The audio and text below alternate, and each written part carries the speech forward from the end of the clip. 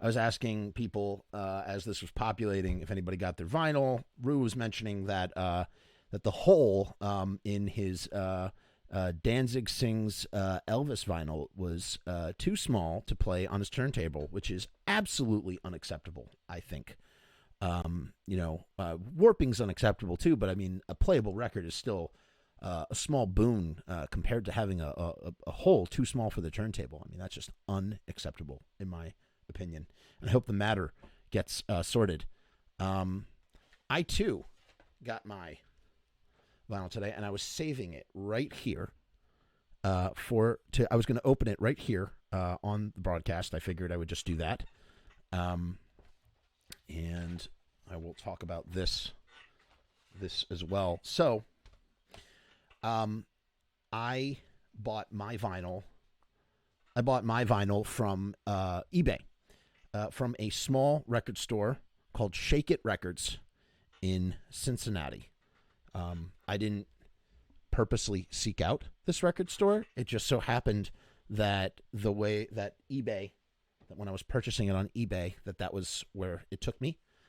They were one of the only stores that still had vinyl left. I had a bit of non-buyer's remorse because I was on the fence about pre-ordering it before I even had listened to it. I was unhappy with both Black Laden Crown and Skeletons, and decided that the best thing to do would be to not just do the skip over it like I had with the last two records. But I was so overwhelmed. Wow, internet is really kicking my ass today.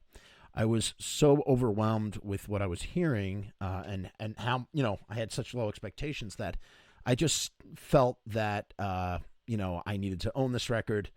And I felt that, and then as it turns out, that it was a small record store in Cincinnati that was selling it. And, right now with everything that's going on, it's really important to support independent businesses, especially record stores.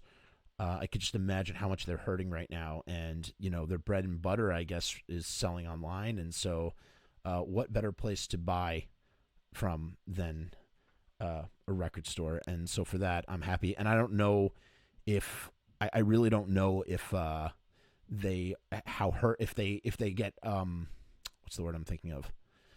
I don't know if they are responsible if my record is damaged, like so many other people's records are damaged, or if that is what's it called? Cleopatra. God damn, the internet is killing me. But I really, really, really am glad to help support the, the independent community by purchasing it. So I received this from Shake It Records, and they wrote me a personalized note at the bottom right there, and it says, thanks, Jeff. Hope you dig. Best. Stay safe, Damien. And they gave me a Shake It Records bumper sticker thing. Yo, fuck this stream, man. This is some shit. Oh my god, I'm so unhappy with this right now. We need a booster at the house. This is just getting ridiculous. Can't work. Doesn't work at all. All right, I'm just gonna go blind for now, I guess. Whatever. So I figured, why not? Why not? But here, I have it right here. Okay. Okay. Let's. Can't work. Doesn't work at all. Doesn't work at all. All right, I'm just gonna go blind for now, I guess. Whatever. So I figured, why not? Why not? But here, I have it right here. Okay. Doesn't work at all. Oh, Greg. Greg's being a joker. That's my dad. Greg is my father. How you doing, Greg? Why are the comments and there it goes. Greg. Greg's being a joker. Yeah, it's my dad. Hi, Dad. How are you? Hopefully we'll see you tomorrow. Dad, I don't think you own any vinyl.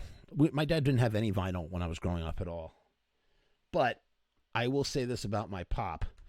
He turned us on to the Beatles at a very, very young age, and I'm incredibly grateful for it. But we never listened to Elvis. He's the reason why I never listened to Elvis. He was very dismissive of Elvis, because for my father, the merit of a musician was in the fact that they wrote their own songs. And so he never really, it's not like he never badmouthed Elvis, but he just sort of diminished how, important Elvis is. And as an adult, I'm almost ashamed that I'm discovering Elvis so late. So let me see if I can some of these things. Yeah. So there's that.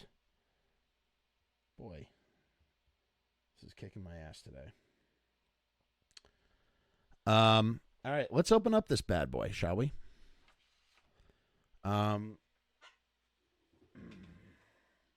Got a beautiful gatefold right here. Should we use a really sharp knife to open it? Probably not a good idea. Here, we'll use a letter opener. I feel more comfortable with the letter opener.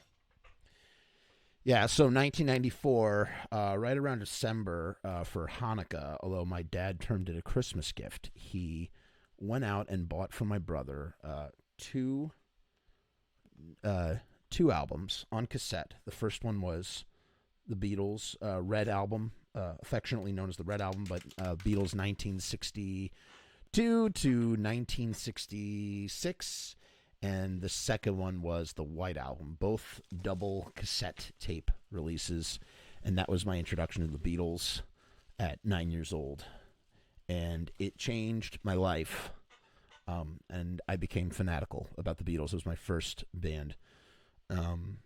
So I owe that to my father, and I tip my hat to him, even though we never got any Elvis growing up. I cannot see any comments. If people are leaving comments, or we'll have to go back when this internet situation improves. I don't even know if we're how many frames we're dropping. I'm really upset right now with the stream. It's just really killing me. I had all sorts of plans, and I don't think I'm gonna be able to do them because I'm just super annoyed right now with this. Okay, let's open this bad boy up. Now, here's the other thing, too. I may have color vinyl. I may not. I have no clue. It did not specify on eBay. So my question to any of you who might know, does it say whether or not it's colored vinyl when you buy it? And if so, I want to know. Yeah, it's beautiful. It's a nice package. Although I'm sorry, Glenn.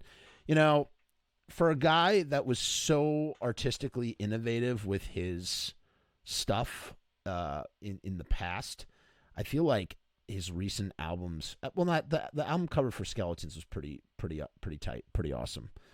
But I feel like I just feel like his cover art has just not been very good as of recent. Look at the crease. See that? That's not nice. It's not good. But yeah, look at this Photoshop job on the back with the lettering. It looks like it's been stretched. It looks so weird. I hate it. I hate the lettering on this. It's just not good. Peter says it's black. Well, that's disappointing because I was hoping it might be a colored vinyl and I just wouldn't know. Yeah, but see how everything's stretched out? It looks like somebody photoshopped this really bad. Not pleased with that. But the front actually looks a lot better than it does online. Looks very pretty. And then we open it up, and we have some liner notes, which are very tastefully done. I like this. I like the way this is done. No booklet, just written directly in the gatefold, the inside. However, once again, the text is so stretched out. Wow, we're really just dropping frames left and right. This is so shitty. What's up with this? You know what? Maybe I should just start it again. I don't know. Oh, I'm so displeased right now.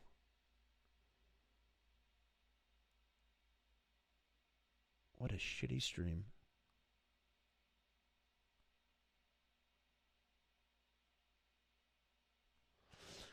Fuck it. I'll stay the course. It is what it is. Okay. So, open it up, and here is what GD says, and this is important.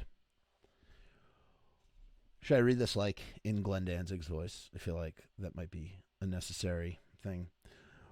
When I was a kid, thumbing through albums at the record store, I would always see artists devote the whole albums to their favorite songwriters or artist. So-and-so sings ... so-and-so tribute to ... Later, I stopped seeing those kinds of records. I figure maybe I'll do my own. I got to tell you, first of all, there's there's like a typo here. There's no space between of course and as. You would think that would have been proofed better. I'm shocked. I'm actually shocked. Of course, as I was inspired by Elvis as a kid, it would have to be Danzig Sings Elvis. Hell, I've even used Elvis movie names as my hotel aliases on tour. Yep. I've been Deke Rivers, Lucky Jackson, Clint Reno, Vince Everett, and more in hotels all over the world. My God, this is not proofed very well. Only a major Elvis fan would know any of those names. Yep, Danzig Sings Elvis Danzig Sings Elvis, no doubt about it. These songs I've chosen for this album are probably not what would be expected. Most are not big hits, but if you are an Elvis fan, they are all hits. Many are forgotten tracks or songs written as just a movie song like Pocket Full of Rainbows, which I made a bit more melancholy. Lonely Boy Blue, originally recorded by Elvis for the King Creole soundtrack as Danny, was replaced by Trouble. It was retitled and then given to Conway Twitty. Early songs like First in Line and It Is So Strange complete with their haunting echo, and even some later songs like Always on My Mind and Loving Arms, which is a personal favorite of mine. Some of them I stripped down, while others I tried to stay as faithful to the original tracks as I could, while also still putting my own individual style or stamp on them. GD 12/2019. Yeah, so Glenn, I love you, buddy, but like this could have been better written and better proofed, if I'm being honest. See, I'm not just an unabashed, loyal Danzig lover. Peter says, I wonder what songs were left off the album. I don't know, Peter. Who knows, man? It's very possible that there were some. I'm sure there were. But yeah, I got to tell you, these liner notes are kind of atrocious. Okay, then we open her up. Oh, yeah. Well, looks pretty. The hole looks normal size. Yep. Black as the night. Her black wings. Looks very pretty. Got like some sort of weird. Looks flat to me, man. It does not look warped. Now, I wonder if warped will make it more valuable in the future. Boy, the album jacket though, this protective sleeve is very nice. It's got some plastic on the inside, so we'll definitely give that a listen. And no download card, huh? How about that? No download card. That's ain't it a shame the way you always don't give me a download. Oops, upside down.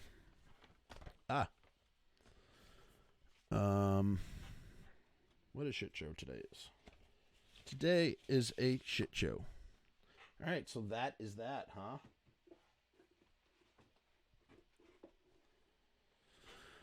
Let's see if I can get back on here.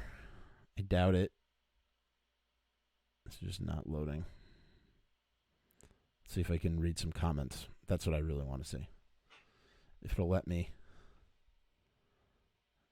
Jesus, this thing is bad. All right. Well, I can't. Yeah, I mean, I guess that's good. Okay. All right. We kind of got it going on here. Let's bring this down to 144 so that way we don't have any lags. Good. Okay. So if you feel like supporting, if you want to still buy a record, or if you want to buy records, period, buy on eBay from independent record stores. It was the same price as if I had paid for it from Cleopatra, and you're supporting independent businesses, and they writing personalized notes to show how appreciated it clearly is to them. So there's that. The next thing we're going to go, it's story time, everybody. I hope you're ready for story time. We are going to talk about something that was previously talked about. Well, hold on. Before we get there, let me say this. Let this be my final statement on Danzig Sings Elvis for now. This episode is brought to you by Virgil's Zero Sugar Root Beer. You can get it for $1.29 a bottle at Trader Joe's. This is phenomenal root beer. I like the sugar one better, but I try not to consume sugar when I can help it because look at me. Okay. So the last thing I want to say is there have been some more reviewers, and they suck. They're just, there's this one guy, not good. He sucks, man. Screw that guy. I just think people, I just want to say overall, I just think people just don't get what this record is about. That's what I want to say. I think people just, I know we've talked about this ad nauseum, but people just don't get it, man. That's why they hate it. They hate it because they don't understand it. And I hope that it's better understood in the future. I'm glad that, and the fact of the matter is, even though it's polarizing, one side of the spectrum, the people that like it love it because they really understand it. And the people that don't like it really hate it because they just don't get it. And that's the truth. And the last thing I'll say, having listened now to the Elvis versions and the Danzig versions, I will tell you, I most certainly prefer some of the Elvis versions. I mean, some of the Danzig versions. I prefer some of the Danzig versions over the Elvis versions. And I will say, you can tell Glenn there's so much emotion in, like, when Elvis sings some of these songs, it just sounds like he's just singing he's singing into the can. He's singing another number, and that's it. When Glenn sings them, it really sounds like a personal memory. Like First in Line, I really feel like Glenn is singing that about some girl from his childhood. I really, really do. I really feel like he has a very strong connection to these songs, and you can feel it. And that's the thing. You can feel the heart in the performance.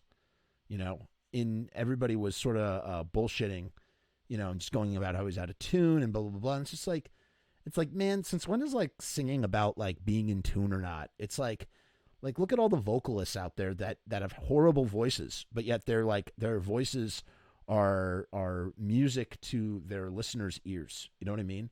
So if the dude, was like, as we said, like a belligerent boxer in his final round, coming out of retirement to swing for the fences, sings a little out of tune, but sings with all of his heart, who cares? Because that's what he's doing. He's singing with all of his heart. All right, enough of that. Let's move on. Plenty to talk about. We'll probably talk about Danzig Sings Elvis again and again. I want to go back to this. And the reason why I want to go back to this vinyl is because very recently, as it turns out, so I've had this for 9 years now. And I know that because very recently, the story of how I got this vinyl was forgotten by myself, but I had written it down a long time ago because I had posted about it, and I had left out so many details. Like, I sort of told the story on air, and I forgot half of the stuff. And so now I want to go back and tell you because it's way juicier than I remember. Not juicier, but it's just way more entertaining than I remember. Rue, it's funny you say that because Rue says, I'll buy it. Yeah, this is not for sale for many reasons. This was a victory. This Initium is a victory buy. I'm gonna tell you how I got this. So here's kind of what I wrote. This is what I wrote the day of, I guess it was April 2011, right? Went to Rocket Science Records on St. Mark's today to kill time before meeting someone at 4. I was meeting someone about possibly doing this film-related project. We were going to meet in Union Square, and so I was on the lower, down by the Village, Lower East Side, like more on the east side of things, over by St. Mark's, right off of 3rd Street. And so, I just browsing records at Rocket Science Records. I walk in and see on the wall, see that they have a copy of Initium on the wall, and it has, this is the sticker from the from that right there, and it says Plan 9 pressing on black vinyl, right? So it's hanging here. The record is hanging here on the wall. Okay, I walk in, I see this record. Hold on, let me just check. Yeah. So I'm trying. I have a lot of questions. Sorry. Got distracted for a second. So a lot of questions run through my mind as I see this record posted up on the wall. You know, they have all the hot, rare treats hanging up on the wall, things that drive people into the store or drive them to search for other stuff. I can't see the back to know whether there's a barcode or not, but it says on the sticker, on the plastic sleeve, that is a Plan 9 pressing. And then here's what I had forgotten, and this was a big thing. So there was a price sticker, an orange price sticker, that was barbarically put right on the actual vinyl. I was able to or right on the sleeve. I was able to take off the sticker with lighter fluid. If you're ever in a situation where you have a really nice album and you have a sticker and you're afraid you're damage your sleeve, just take lighter fluid and it will melt, absorb, evaporate any rubber sticky glue that's attached to the sleeve, and it will come off effortlessly. And so that's what I did here, right? I'm going to tilt it at the side so we can see it. There's Glenn, Erie, and Steve, and they're covered in horse blood in Glenn's basement. Glenn's taking a picture. Love this album cover. I was like, and so I see it priced for what looks like $5,000. And I was like, what the fuck? $5,000? I was like, this is crazy. What did I write here? All right, so there's a bearded fellow behind the counter. And, you know, all these fucking record store jabronis, they're just so smug. Listen, I used to kind of be one, not at an indie place, more like a corporate place. I used to work at Sam Goody, and I used to work at FYE. But the independent ones are the real, I mean, and again, to anybody out there, you know I was just championing independent record stores. But, you know, some of the ilk that work there can be real dicks, especially to, you know, music aficionados. You know, they see it all. They think they're just, you know, God's gift to music or whatever. Their taste is unparalleled as they work in the store and so I asked this bearded fellow, that's how I wrote it here. Oh my God, this friggin' thing.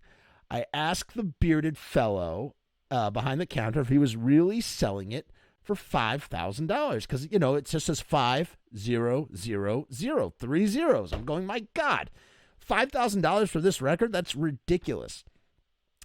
And he says 50 for 50, just like that. Yes, Bob, all murder, all guts, all fun. I like when heads are and the way that art starts to imitate life, like the edge of a gun, like the end of a gun, like the edge of a knife. All murder, all guts, all fun.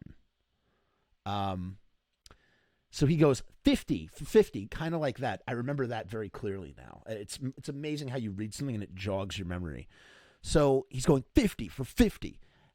Just like real, like just such an asshole, like just so unnecessary. It was a simple question. It was easy, you know, and I'm sure that, like, you know, again, you know what?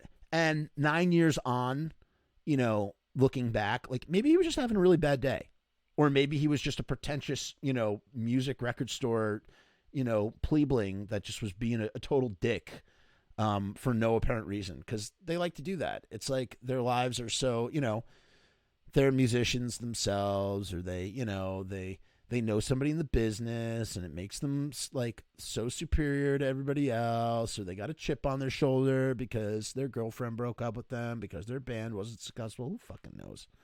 Fucking jabronis. Anyway, yeah, so he says and I look again and I see that the decimal on the sticker, the orange sticker, it's invisible, man. So it looks like $5,000. But, you know, it was marked as $50. And I'm also really shocked. Okay, now here's where the story. Okay, so here's the thing. I've definitely seen Initium, and please, please, please, I invite anybody to interrupt me and correct me and tell me I'm wrong and provide the better price here, because this is just what I'm going off of based on what I've seen in the past on eBay, and for sure I've seen it. But I'm not a collector, and so therefore I don't know. I could be just very, very wrong. You know what I mean, about some of this stuff. In any case, I had seen Initium go on eBay for as high as $350. I don't know if that was a white copy, a gray copy, a black copy. There are 5,000 black, I believe. And, what happened was they went out to Long Island. Him and Damien went out to Long Island, and they mixed some of the vinyl pellets. We've spoken about how records are made on here. Check back with previous episodes.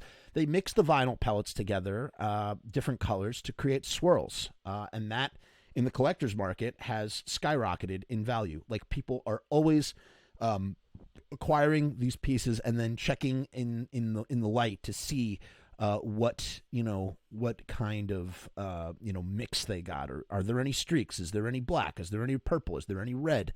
And there's just something about the color of vinyl that drives people crazy. It drives me crazy. I love it in the best way. It's just aesthetically pleasing to the eye. What can we say?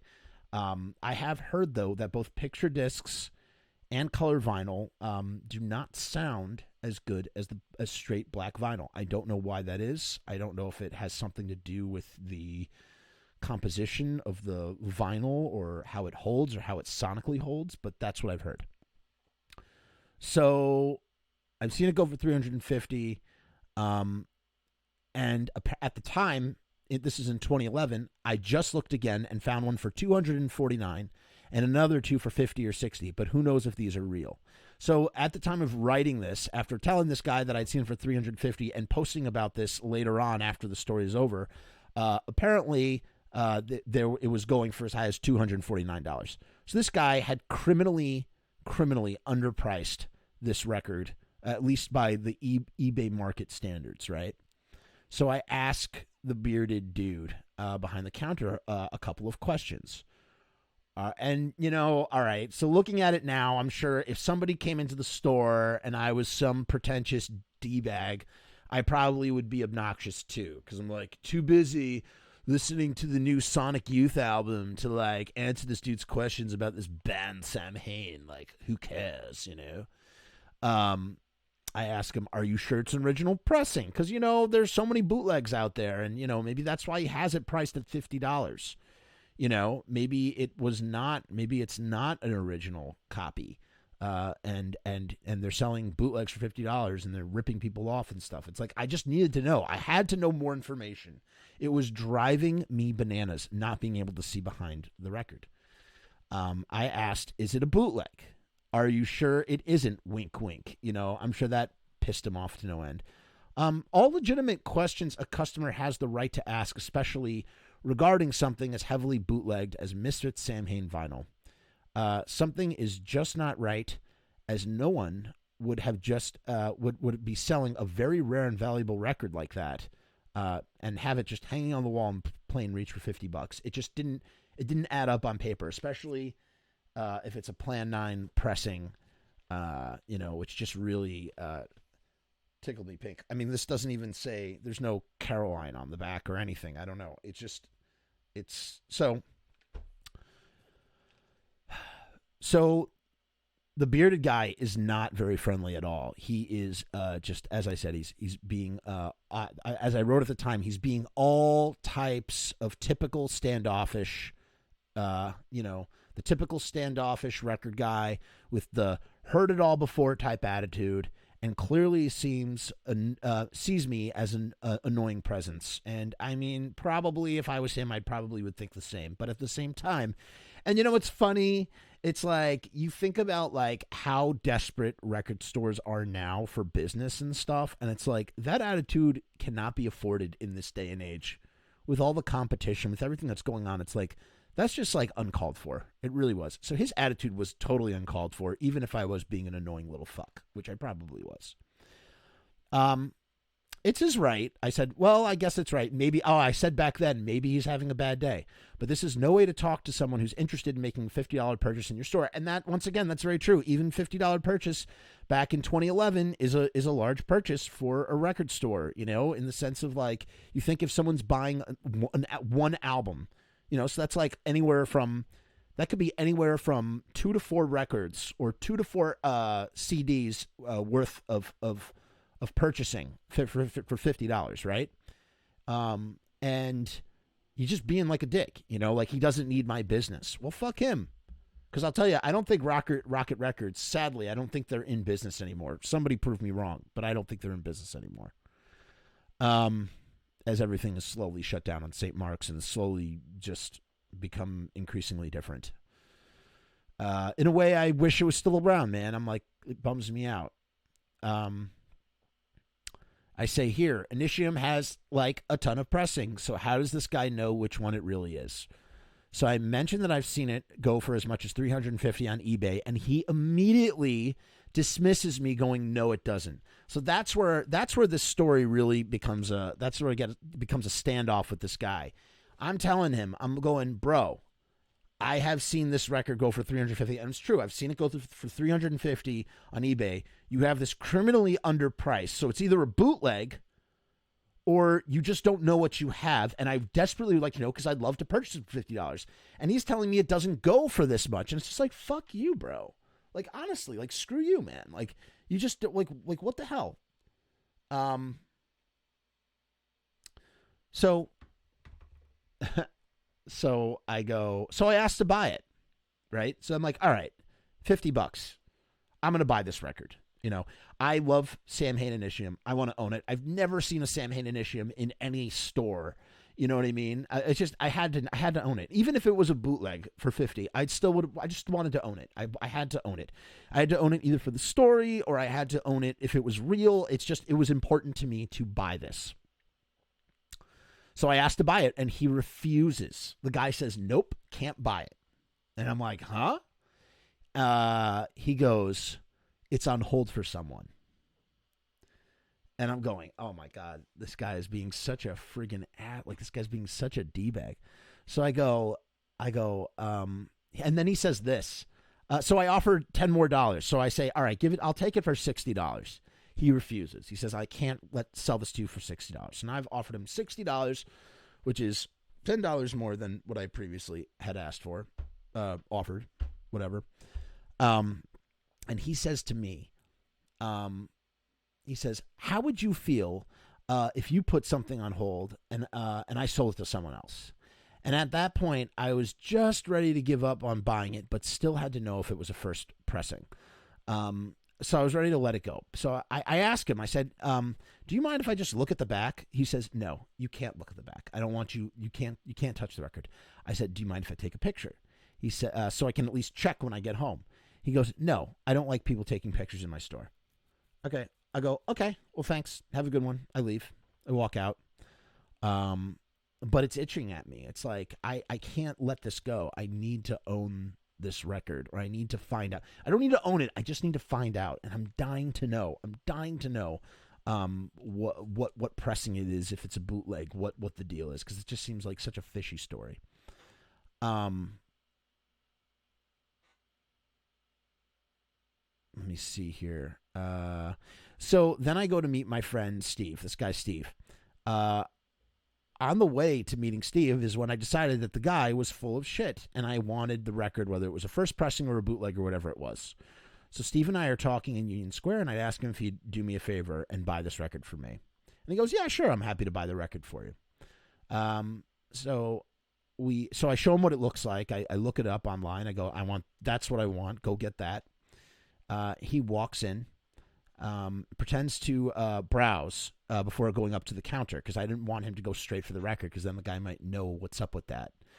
So he goes and he browses around all the different records, and then he comes up and he asks to purchase the record. And I'm waiting outside, and I legit feel like a kid. I feel like a kid who has asked an older dude to buy beer for me. You know what I mean? Like, just waiting anxiously.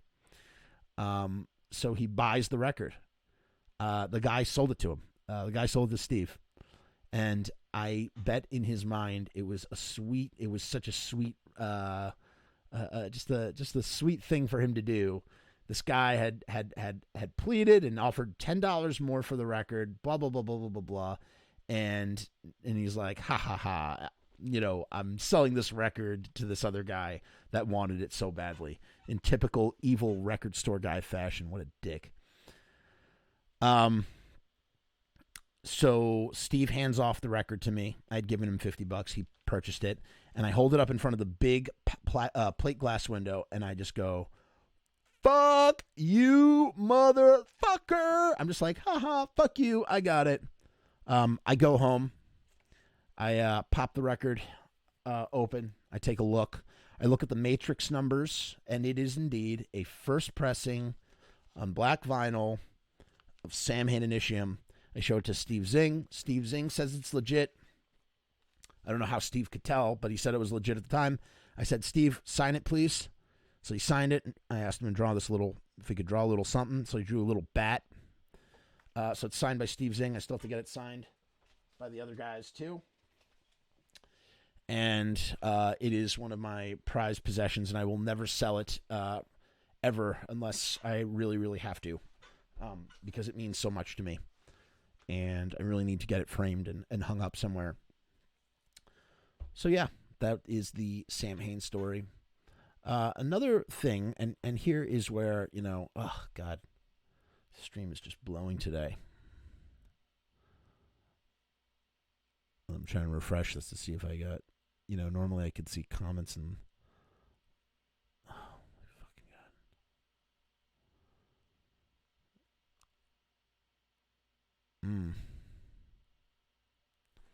All right. So the next thing I want to discuss here. This popped up yesterday. Oh, I'm trying to find it. Where is it? Here it is.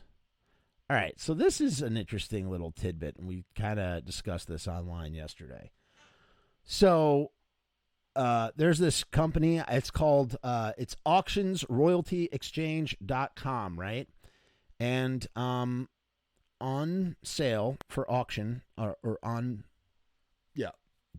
sale at the auction is the Misfits publishing royalties. This 20-year-old publishing catalog features growing earnings from music performed by the pioneering punk rock legends, the Misfits. This blew my mind. Let me see if I can pull up a picture of this. I don't know if I can.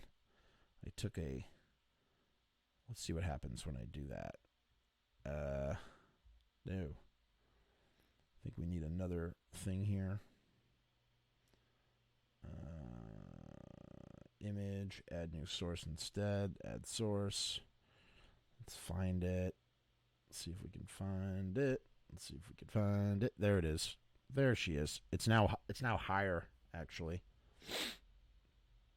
So I don't know if you can see that. Whoops. Nope. No. We ruined our little thing here. There we go. So here is the. Let's move that on top. There we go. So if you can see this, here's what's going on right here. This is really nuts. Oh, no. We want to go that way. What's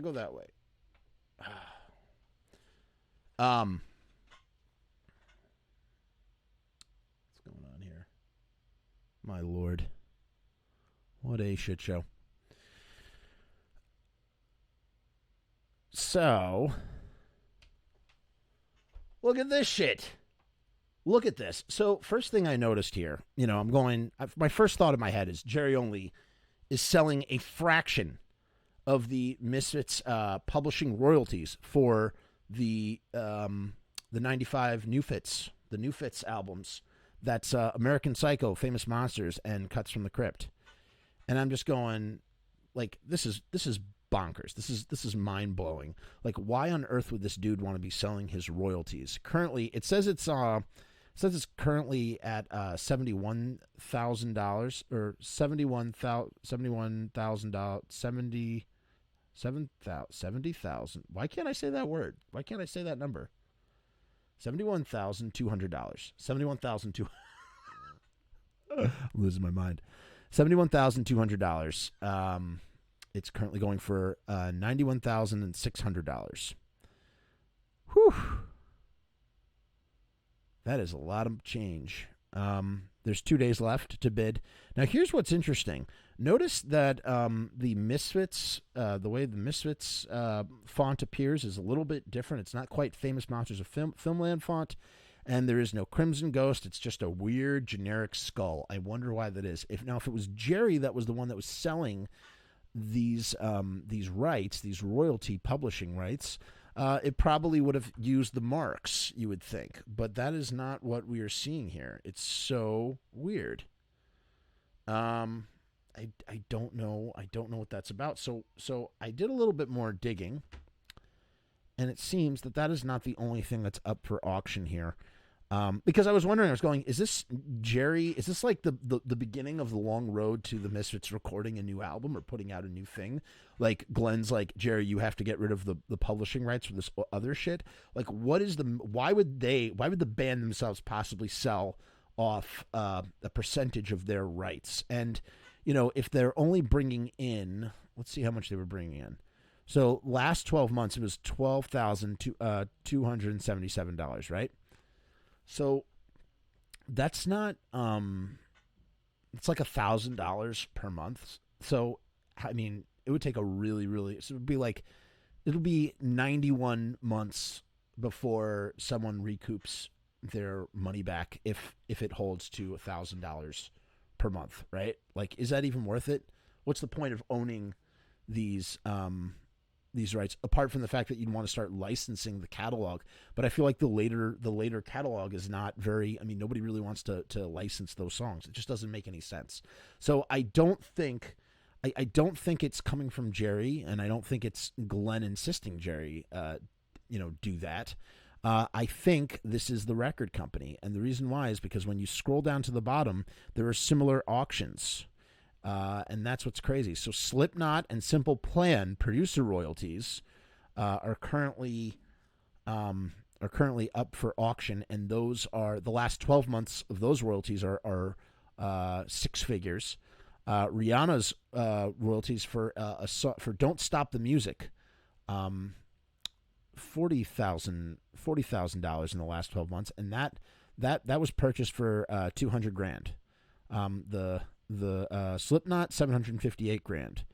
A hip hop catalog went for about $250,000.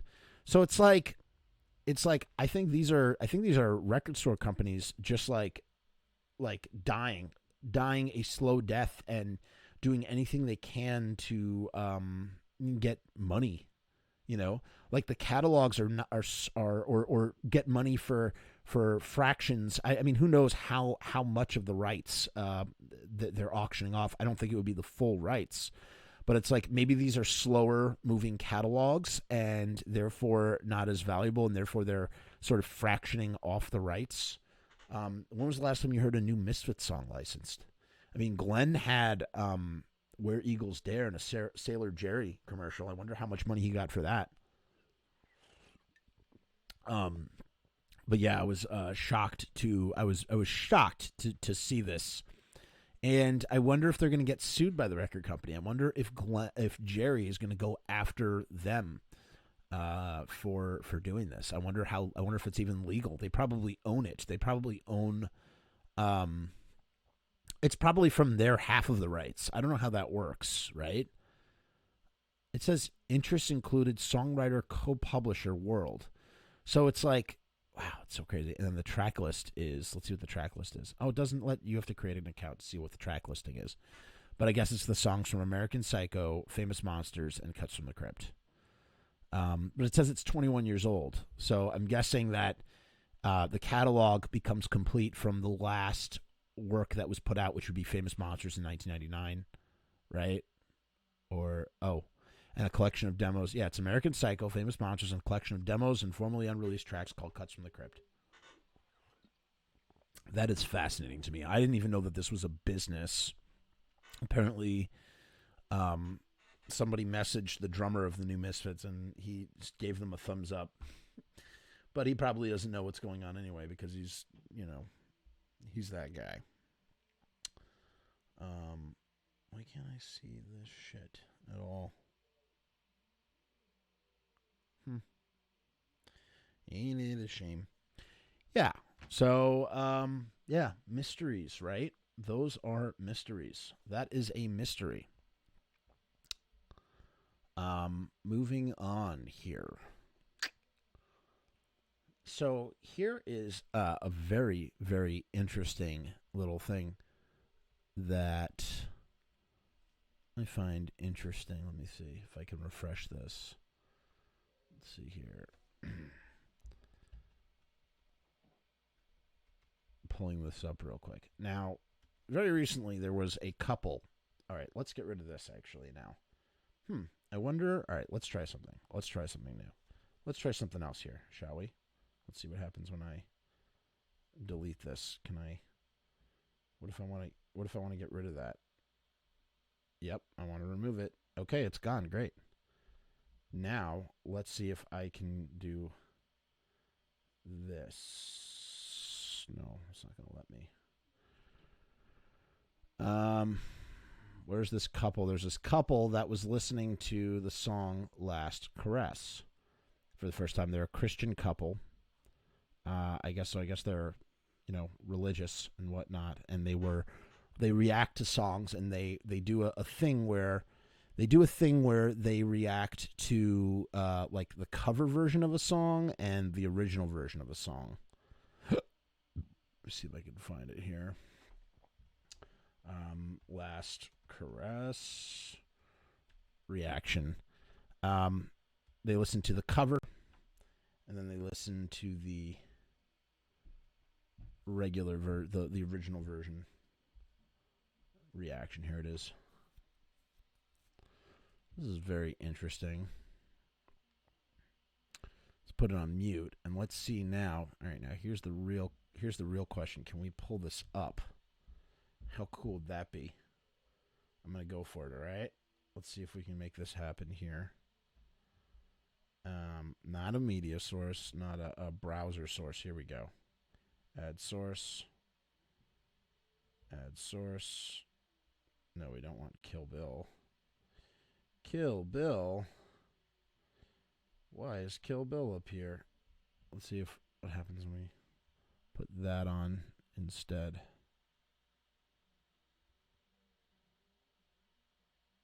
See, does that work? There we go. Yep, there they are. And we don't want to hear them. Yeah, they're on mute. So there they are. There's this couple talking. Right?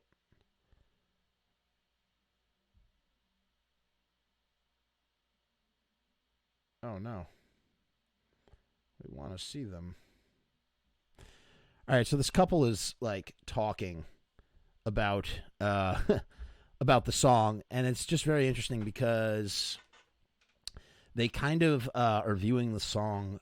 They're viewing the song for like the first time, and they are hearing things that are definitely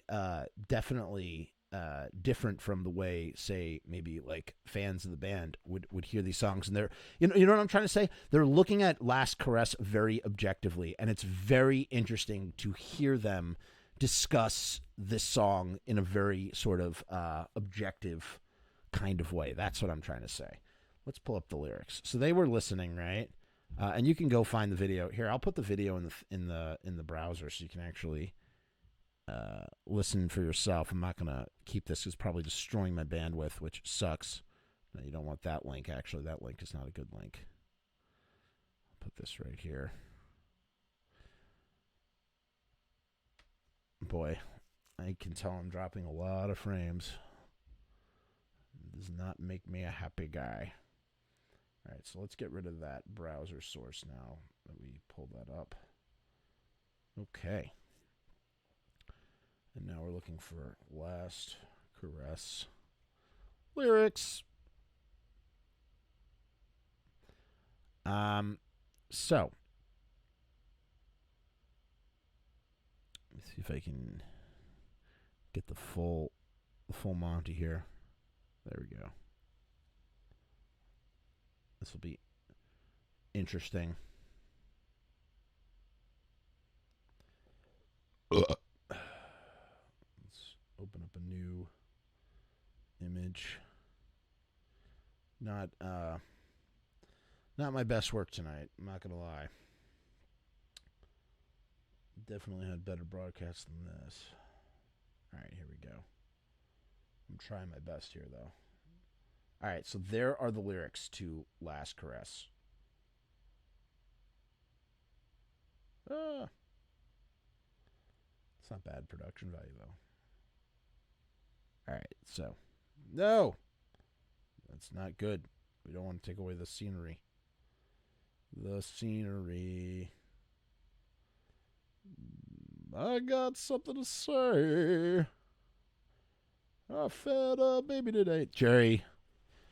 You know, Jerry, when Jerry was doing the Jerry only trio version of the Misfits, he was basically singing different lyrics, citing that his shows were more kid friendly, and he didn't want to, have these. Some of the lyrics were too offensive for his audiences, so instead of saying "killed a baby today," he was saying "I fed a baby today."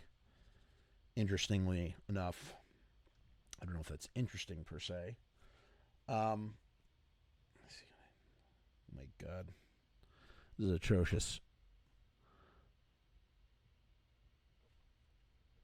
So here's my question. So what is the song "Last Caress" really about? Like, really, really, truly about?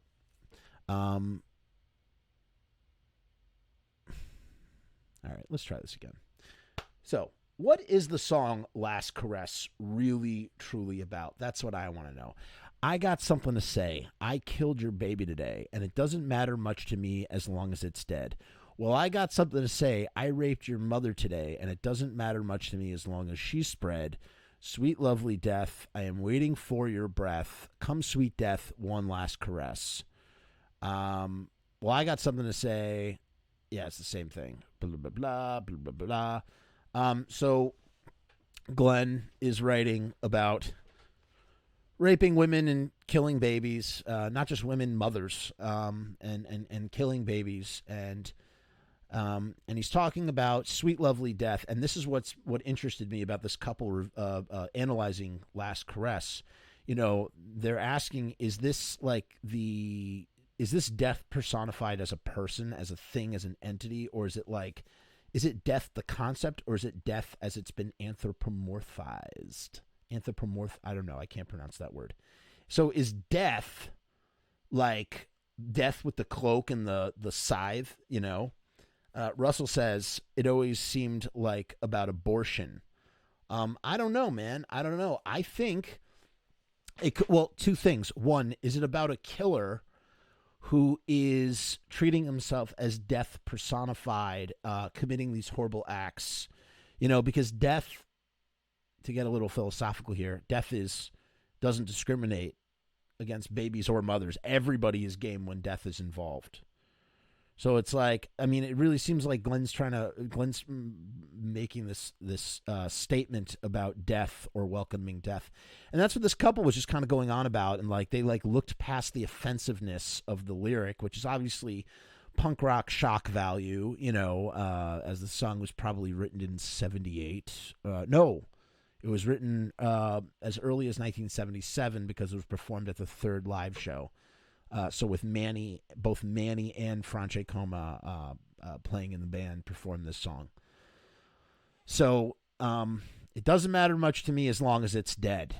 That's something that death would probably say and care about. You know, at least Glenn Danzig's version of death would probably go, I killed your baby today. It doesn't matter much to me as long as it's dead.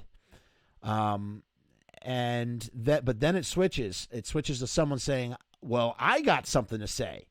So it's like maybe it's a rapist talking to death going, hey, well, I got something to say. I raped your mother today, and it doesn't matter much to me as long as she's spread. So it's like they're trying to throw down one up each other.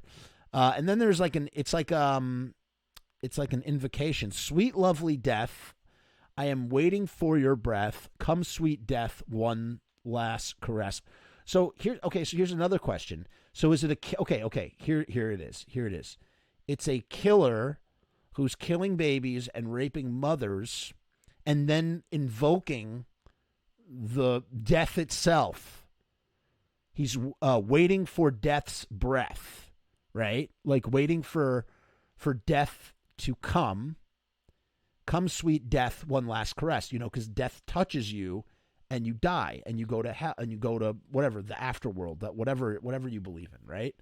So is the killer killing things so that death will come and take him instead? That's where maybe it's going. So he's killing babies, he's raping mothers, probably killing them afterwards too. And he's then calling out, sweet lovely death, I am waiting for your breath. Breath as in breath of eternal life after dying. Come sweet death, one last caress. The last caress is from death. Death touches you and you die. So it's a guy trying to commit suicide by killing other people. Maybe. I don't know. That always blew my mind, though. Like, just like what that song's about. I never knew what it was about. And when that couple this Christian couple was talking about it, they started talking about the idea that the death that's in the song is actually like Death the Grim Reaper. Started to make me wonder myself, what kind of story? And, where is this in Glenn Danzig's songwriting prowess? It's like, he's still in that Bukowski sort of frame of mind. He's writing all these weird things like TV Casualty and Cough Cool and whatnot. And so Last Caress fits right in there. It's not quite if anything, it's more of like a Samhain song because it's dealing with dark subject matter without the B-movie camp, right? So all the later Misfits songs are B-movie camp, or at least the middle period is B-movie camp. But the earlier stuff like Bullet and Who Killed Marilyn and, Attitude and, Comeback. I think Comeback, Theme for a Jackal, and Last Curse, they all kind of like fit in the same category, this dark. He's writing about dark shit, but he's also he's doing it. It's sort of like the beat poetry that we were talking about the other week. So, yeah, I don't know. I don't know what anybody's thoughts on that are. I gotta tell you, it's looking pretty darn grim here. Whew.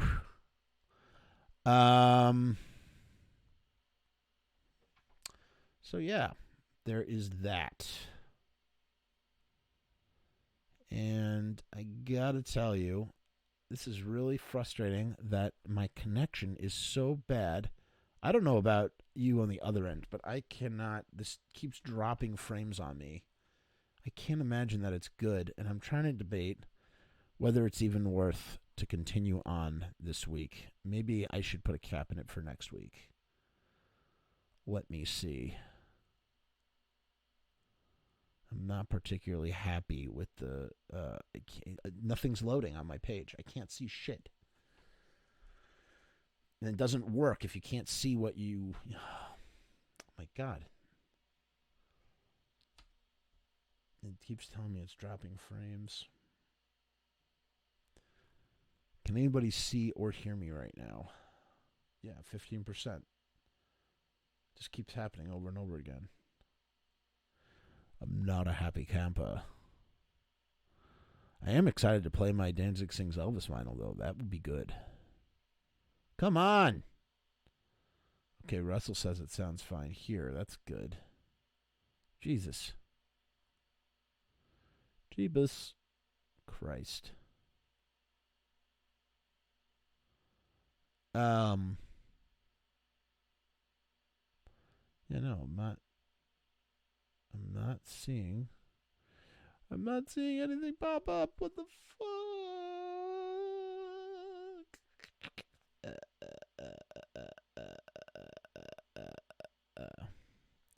which is a great album, Rue. Are you referring to Danzig Sings Elvis? We talked about that.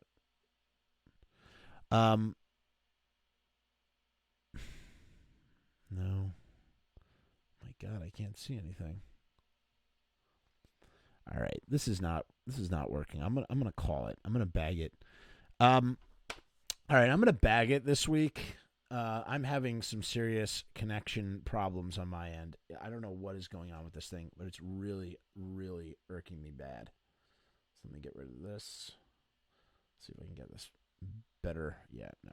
This is gonna go. All right, so next week I'm gonna dive into some material that I've been keeping a surprise.